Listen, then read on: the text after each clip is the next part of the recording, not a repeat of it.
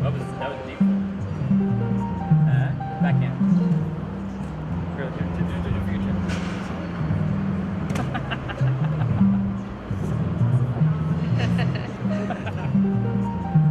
Backhand. The Living Innovation Zone concept at its heart is about connecting people.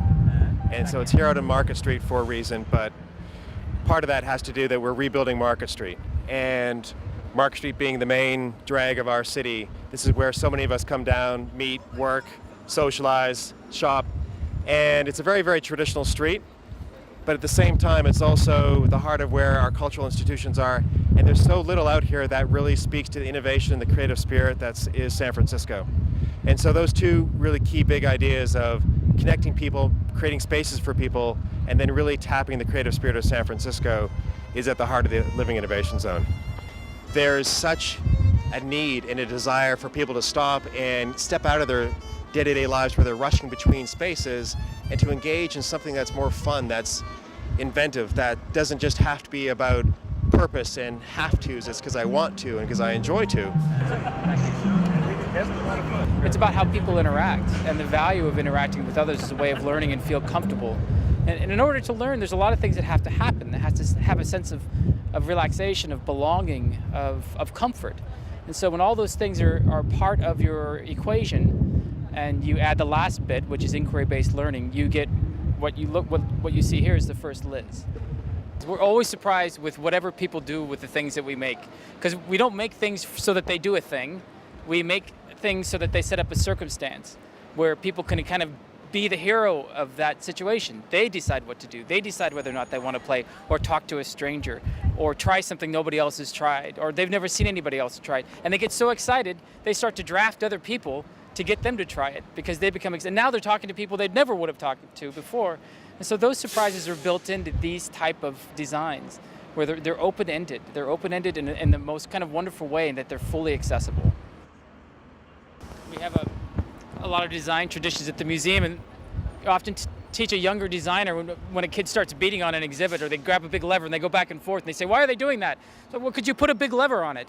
And that's why they do what's natural. And so people, they respond to design in the way that it is. And so with Market Street, people walk down Market Street, you don't talk to other people. You don't let your child be more than 4 or 5 feet away from you. Here, they're 50 feet away right now, these the father and child. You don't learn things on Market Street. You don't play on Market Street. You just get to where you need to go on Market Street because that's the way it's been designed. And so this design specifically was meant to mix that up, to be a kind of provocation in terms of a person's day-to-day life. What we found, which is really beautiful, we have a great video I haven't shown you yet, it's self-policing in some way. When somebody's acting in some way that seems unsociable, other people will say, you know what, that's not okay here. You need not to do that here. And it's really quite striking to see that sense of pride that happens when something's been adopted by the local culture. I think that's the real beauty behind this, and it's one of those key elements, key criteria of success is that it has been maintained and loved and cherished, and people are starting to have a sense of identity with this. You know, if it were getting trashed and it wasn't being maintained and people weren't respecting it, then we'd see that we had missed an opportunity. We had maybe not done the correct design or hadn't connected with the community in the right way. The United States, North America is going through an urban revolution where people are moving back to the cities. And so we're doing a lot to relearn about what cities are for. And at its really core part, cities are about people and about being with other people.